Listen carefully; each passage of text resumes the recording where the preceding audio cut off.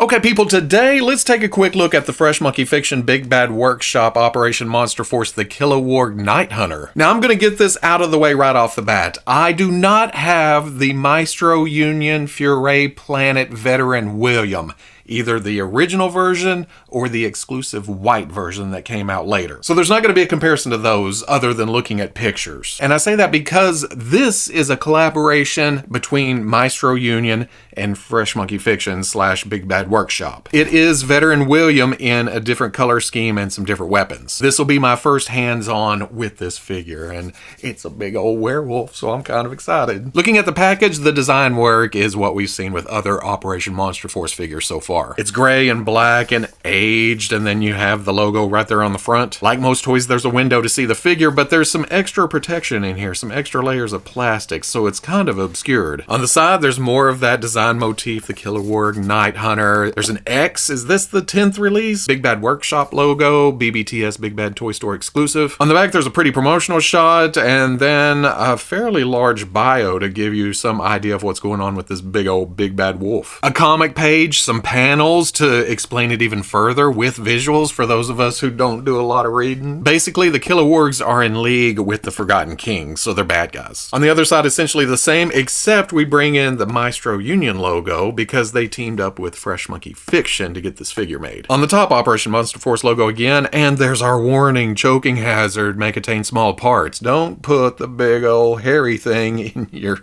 On the bottom, more warnings. There's your barcode. Let's get this open and see what's going on here. Okay, as soon as I opened the box, there was this warning. Toys are relatively tight when they leave the factory, especially at the joints. Avoid violent mechanical rotation as it may cause joint breakage. When you need to disassemble or replace accessories, especially in cold weather and low temperatures, you should first use a hairdryer to blow them soft before operation to avoid damaging the toy, which is a standard practice for some toy companies these days. You get the figure, it's hard to move, you heat it up a little bit, you work the joints, it loosens up, you're good to go. Okay, the extra plastic is because the two halves of the clamshell are actually stretch wrapped together, I guess to keep everything in, because this does have some weight to it. But make sure to check the box because I still had something in there. I don't know if they're all going to be that way, but here are the shoulder caps, I think. Always check your packaging because you don't want to toss the trash and then get to the figure and think, wait a second, what am I missing?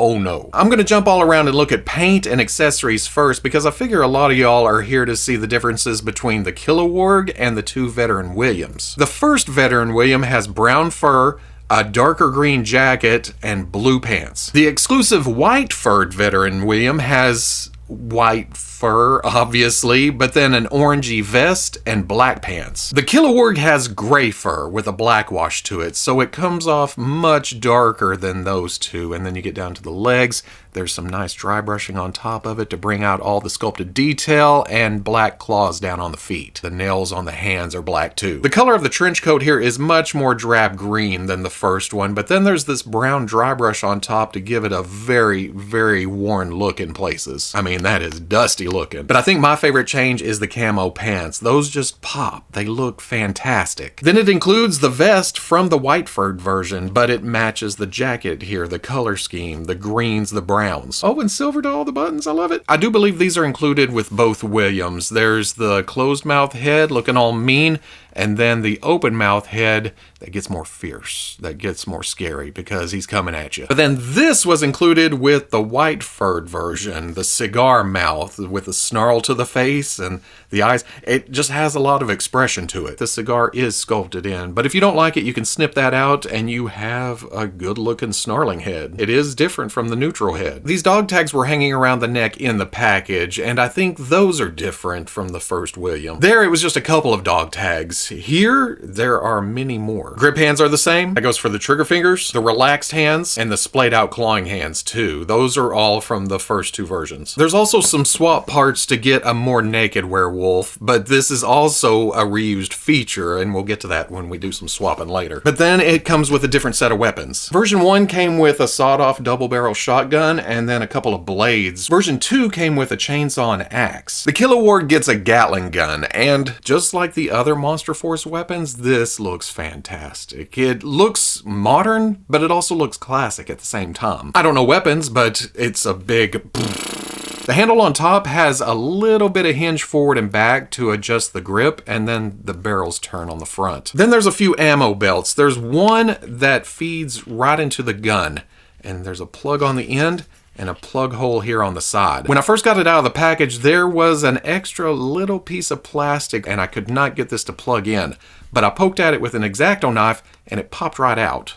So now it just goes right in, not a problem at all. So there may be a tiny bit of fix in there. But look at the paint on the rounds, and then there's gold here and some silver and some wear and tear to it. The green, it's just a very nice color scheme. There's another ammo belt that is a closed circle, but it has this peg on the inside. I'm not quite sure where that's supposed to go, but it's easy enough to just feed the arm through here and then up over the head, wear it over his shoulder. But to make that process easier, there's a third belt that actually plugs together across them on the body if you want to. The other new thing for the Kiloworg are these wrist-mounted blades. And again, with the metal, it looks worn like it's been through some battles. Then the blades are serrated because it hurts more. But the way they were packed in the clamshell, these were squeezed together, and now they're formed that way. They keep snapping back together. So I'm gonna heat those and see what happens.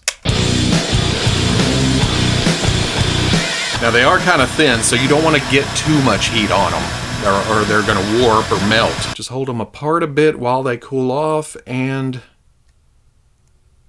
okay. Not bad. I almost missed it. There are also 4 shotgun shells. 4 tiny shotgun shells. And there just happens to be 4 loops on this belt. Yeah, that looks good. Oh, and that looks good too. A werewolf just blasting away.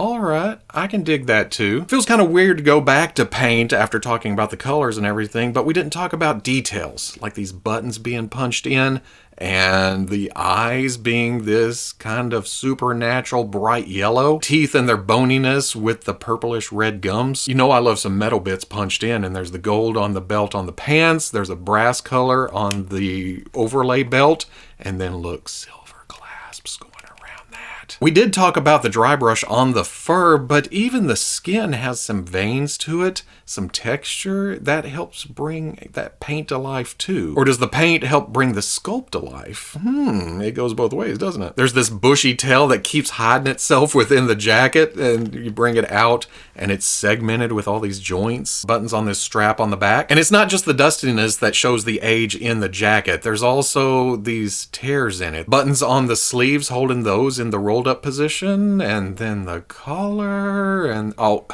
more buttons up here. It's just a good looking werewolf. What I've seen in pictures of Veteran William, I love those color schemes, but I really, really, really love the darkness to the fur here and how it works with the kind of military look, which works into Operation Monster Force because there's that military aspect of that, along with a lot of weird, wacky monster hijinks. Going over articulation, there is a dumbbell joint at the top of the neck, and you notice that there is this cover piece. That kind of helps hide that, and then the head on top of that just...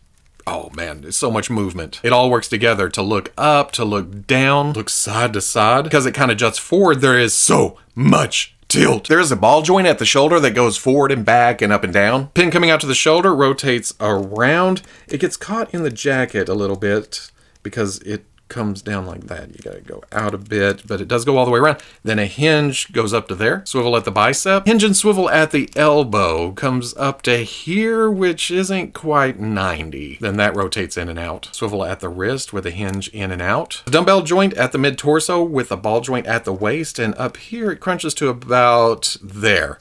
Then here, watch this magic. Oh, nearly 90. There's still arc back, some tilt, some rotation. Ball coming out to the hip kicks up to here and back and then out. Not too bad. Some rotation on that ball. There is a ball joint on the tail, so it goes side to side, up and down. Can rotate it around to give them kind of a...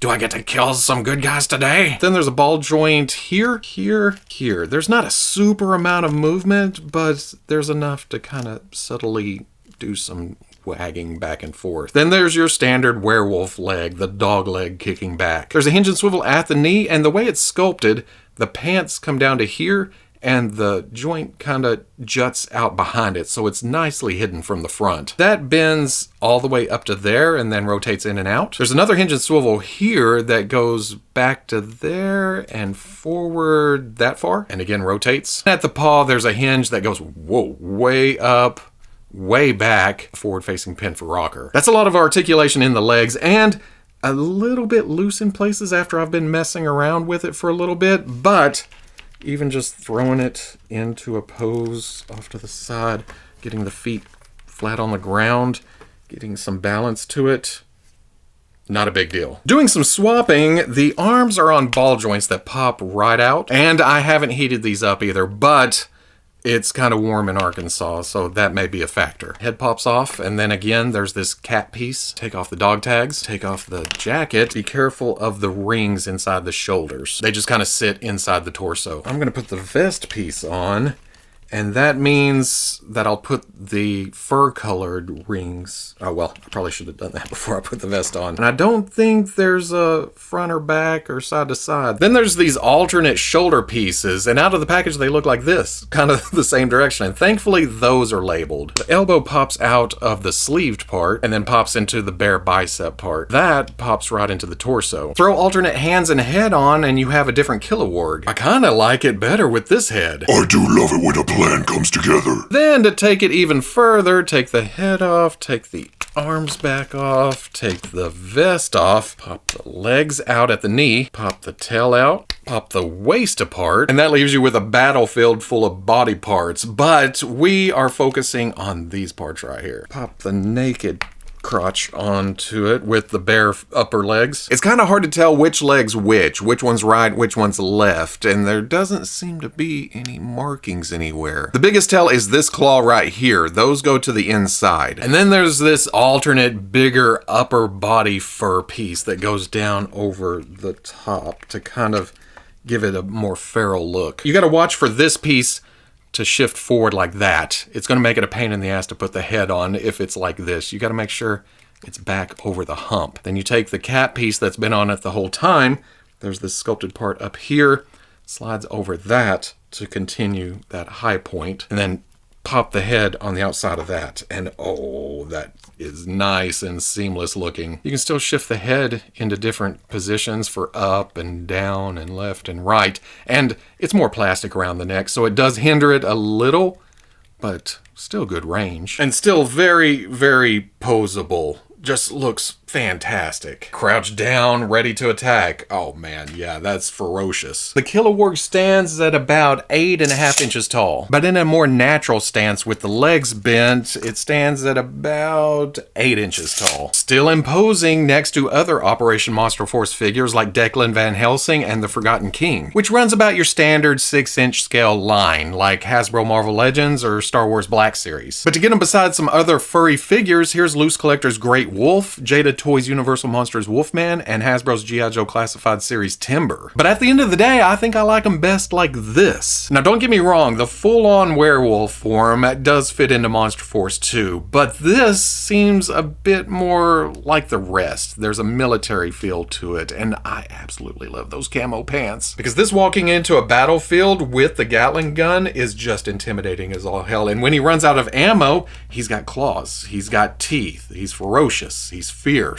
That's still a soldier going at it for the Forgotten King. It's crazy how invested I've gotten into Monster Force after getting Series 1 and then this, because it just keeps building on itself. And seeing future figures going up for pre-order, they're a little ways out, but the trickle effect that's been going on, I don't know why. It's kind of a little here, a little there. Hey, you want a little taste of that? Here, you get more later. Plus, it's monsters. Yes, there's military aspect, but there's also a familiarity. The characters, Dracula, Van Helsing, werewolves, vampires, Egyptian gods, or wizards, or whatever the Forgotten King is. Even if you don't know the story, you're already halfway there just by looking at the characters. That's how well done they are. And then it's just piecing them together after that. Who's with the good guys, who's with the bad guys, and who could backstab at any moment. Because there's also that. So, I don't know. It's just a good, clean, yeah, there's blood and stuff, but good, clean fun for the most part. And this continues that.